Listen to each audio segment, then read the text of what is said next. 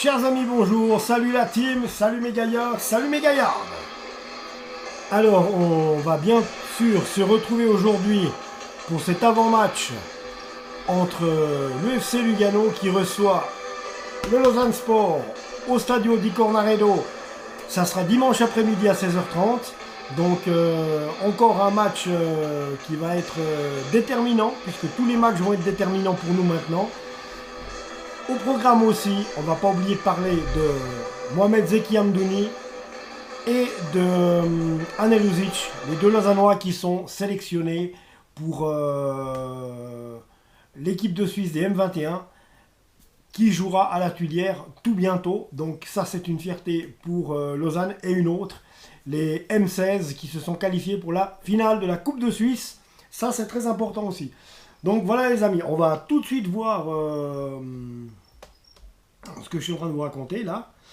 Donc, alors, on va commencer avec, avant de parler de l'avant-match entre Lugano et le FC Lausanne Sport, on va parler de Anel Uzic et de Zeki Amdouni.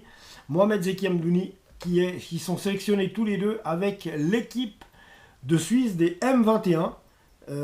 Quelle fierté pour les Lausannois. Donc Anel Uzic et Zeki Amdouni sont convoqués par Mauro Lustrinelli, lui aussi même, quel sacré joueur ce fut, avec l'équipe nationale M21 pour les rencontres de qualification pour l'Euro 2023.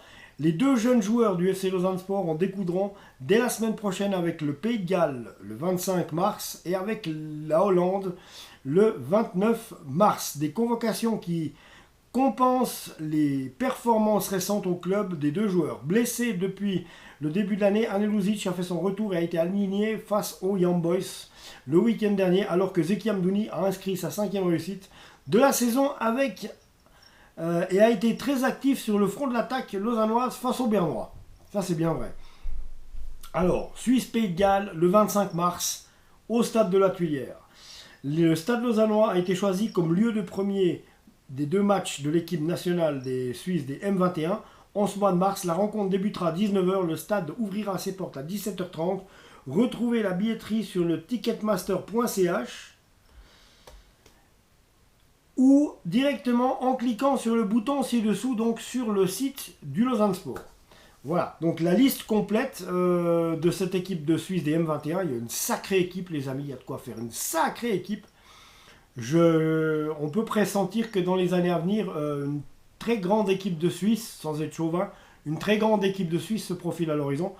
Voilà, donc Justin Hamel, donc gardien de but du Stade Lausanne qui appartient à Bâle, Keller, Saipi, ensuite Burch, Blum, Uzic, Kroning, Müller, Stergiu, Omeragic, Vouillot, Amdouni, Barès, Castriotti-Meri, Yannickevitz, Jachari, Malès, Dubal, Mambimbi, Endoy, Dan Endoy, qu'on connaît bien à Lausanne, Rieder,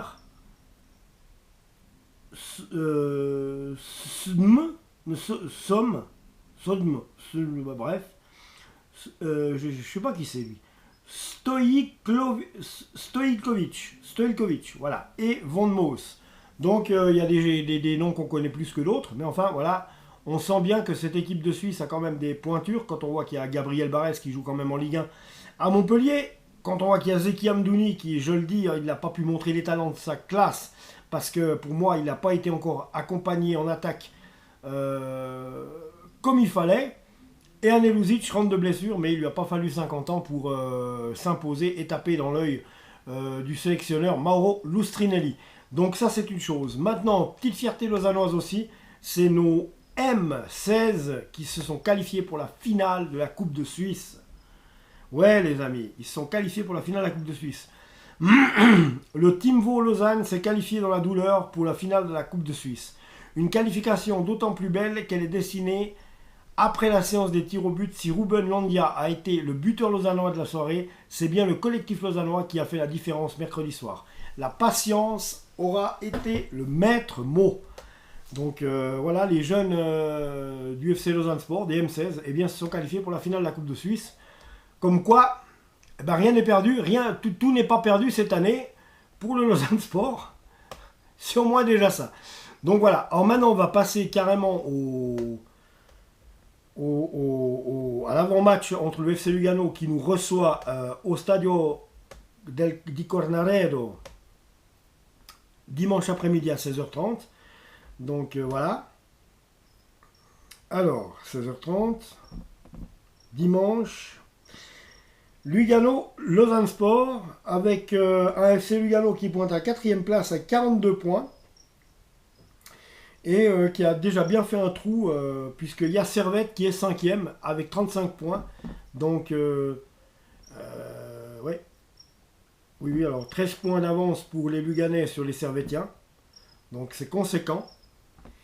13 points d'avance. Donc voilà. Là, il y a un trou qui est creusé. Donc des Luganais qui sont 4e, qualifiés pour l'Europa League. En tout cas, quand c'est comme ça. Donc voilà.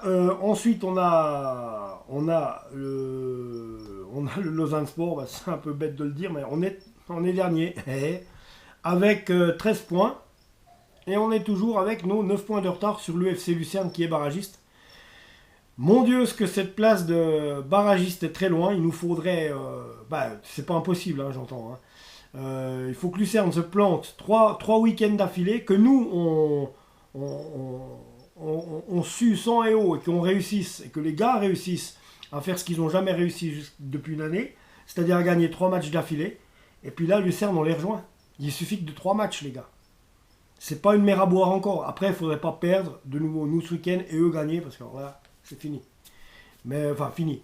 Ça ferait. Ça ferait 100 fois trop là. Non. Là, on est sur le fil du rasoir. Faut. Ah ouais, je vous le dis. Hein, si on en perd encore 2 et qu'eux ils gagnent les 2, on est foutu. C'est terminé. Même déjà 1, ça serait juste catastrophique. Parce que s'ils gagnaient, il sera 25 points, nous à 13. On serait à 12,2. Si on perd à Lugano et que Lucerne gagne, on serait à 12,2. Là, on est à 9,2. Donc, non, qu'est-ce que je dis? Non, attends. Alors, oui, on est à 9,2, oui, tout à fait. Et puis voilà, quoi.